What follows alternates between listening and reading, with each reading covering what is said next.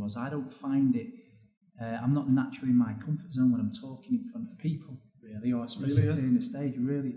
And so last year I started to do more of it because I wanted to go out of the norm, you know. So I started to push it. But did you find it? A little bit like yourself, I think. For me, a little bit it was like jump outside your comfort zone. You know, I've never done this before. I love the idea of trying things new. You know, I'd love to go and do, you know, a comedy thing. You know, a stand-up comedy, just to see if. Listen, I'm not funny at all, but again, just that feeling of you know, it's properly out your comfort zone, and so a little bit was that. But then, you know, I'm a real people person, and I think once I'd done it, and people were saying, "Oh, that was really inspirational and stuff," I kind of walked away from that. Had the leg amputated a few weeks later. I thought, you know what, that could potentially be a career after the Marines. But then after I started, you know. Listen, I was speaking for free in church halls, I was speaking for schools for free and just building up a bit of a presentation. I went to see a life coach and really got it all together. But then it quickly dawned on me that, you know, I don't just want to talk about being blown up in Afghanistan, because my biggest fear was sounding like Uncle Albert off Only Fools and Horses, you know, where he's constantly saying, you know, during the war, you know. So I kind of said, you know, I've got an interesting story that I can kind of, you know, hang my hat on. But actually, if I can go on and do other things, then it's more transferable into the business world, to schools, to you know, to people's personal lives.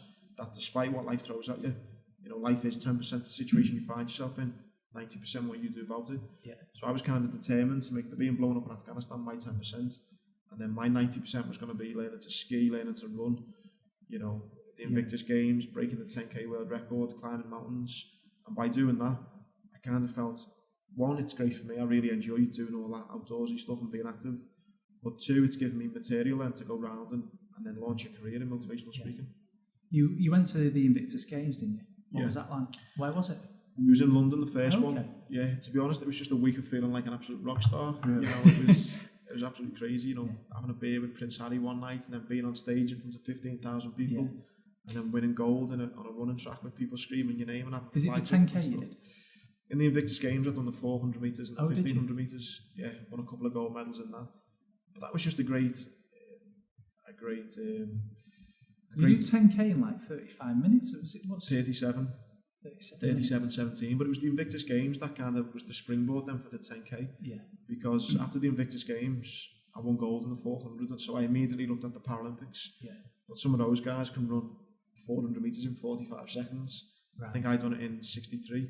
So I thought with a bit of training I could maybe get down to about 55, maybe. But I was nowhere. I was never. You know, I'm a realist. I was never getting down to 45. So then I just started Googling other amputees in the world. I thought there's got to be more amputees that like running longer distances. As the longest distance, say, in the Paralympics was just 400 metres. Done a bit of Googling and found out about a Canadian guy who lost his leg in a car accident, and he could run 10k in 37 minutes, 53 seconds, which is about a 6-minute, 7-minute mile pace, which is it's shifting a bit. It's quite quick. So I just Can thought, you do it? Oh God, no idea. Tom couldn't just about drive. I was going to say. And I thought, you know what, that's my new goal.